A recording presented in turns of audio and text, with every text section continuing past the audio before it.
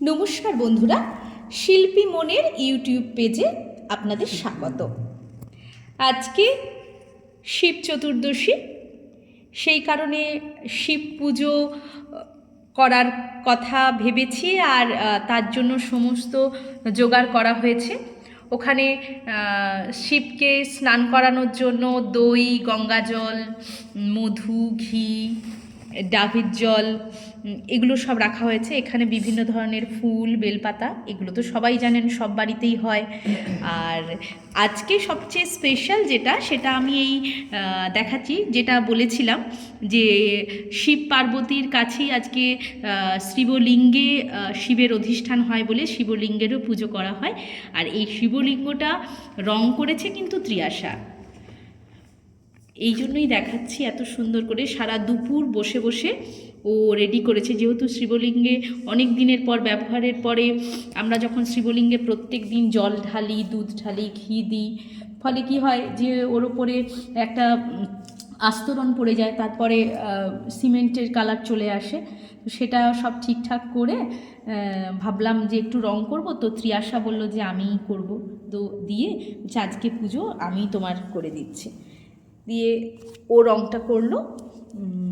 আর এইভাবে আমরা মোটামুটি একটু গুছিয়েছি আমাদের মতো করে। এখানে মা আকন্দ ফুলের মালা করছে। অনেক আকন্দ ফুল পেয়েছিলাম, তাই ভাবলাম যে মালা করি। মা মালাটা বরাবরই খুব ভালো করে, খুব সুন্দর মালা করে। একটা করে রেখেছি। বেশিরভাগ দিনই মা যখন তমলুক থেকে বেলদাতে আসে, আর আমার যেহেতু বাগানে বিভিন্ন ধরনের ফুল থাকে, মা তুমি এই কদিনে কী কী মালা বানিয়েছো একটু বলো। ওই চন্দ্রমল্লিকার মালা, তারপরে কাঞ্চন ফুলের মালা, তারপর জবা ফুলের মালা করে একদিন মন্দিরে নিয়ে গিয়েছিলাম।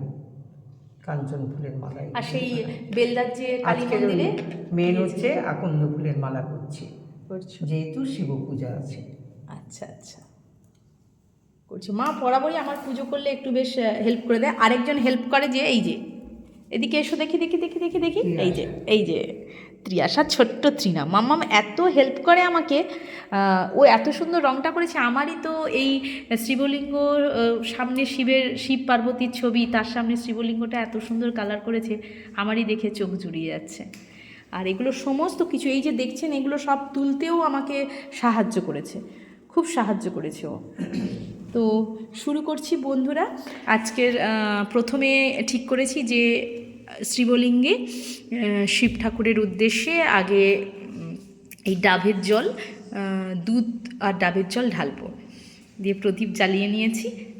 তো পুজো করছি। কীরকম কী পুজো করলাম পরের ভিডিওতে দেখাতে থাকবো। এখন এই পর্যন্তই।